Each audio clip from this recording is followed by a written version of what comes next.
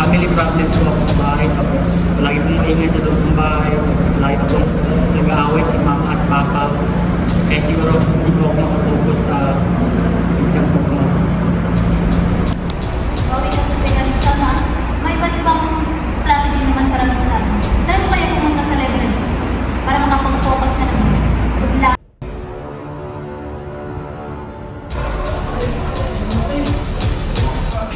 Alin mo, mahirap sa lasing. Uwi ang bahay. Tama naman yung asawa ko. Nawala si Ben. Kaya ako nagnanakaw. So wala kaming pera eh. Alam ko sitwasyon mo. Ay! Buhay! Wala tayo, pre. Ito na ako. Masalit. Hay nako, saan yung asawa ko palagi na lasing, walang silbi. Saan ka galing? Bakit? Walang makakain dito sa bahay. Ino. Palagi ka na Nakalapat ko lasing. ako. Wala si Ben. Wala kang silbi. Kaya ako kasama ko, pagkada ko. Mabigat ka lang sa kabila dito. Ikaw rin. Ulam. Ino ko. Ma, Ikaw rin. Wala ka si Ben. Payat-payat na. ma, pa. Kaya, away, ba kayo? Hanggang kailan ba matatapos ang pag-aaway niyo? Oh, pati yung study ko na-apektuhan na. Hindi ko na alam kung ano gagawin ko. Yung papa ko. Aral ka nangangaral ng Panginoon. Silbi dito. Wala ka naghihilo. Wala si Ben. Dapat pala tumigil na lang ako mag-aaral kung yan ang pala yung sumbat sa akin.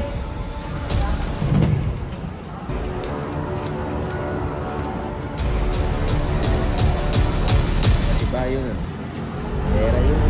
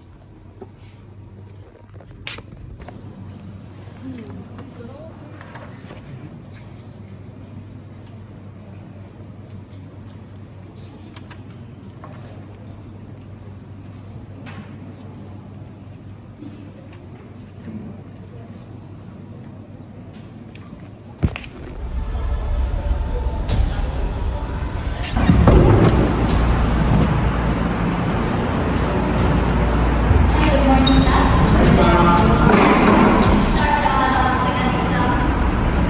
Please read the instruction and take one notes.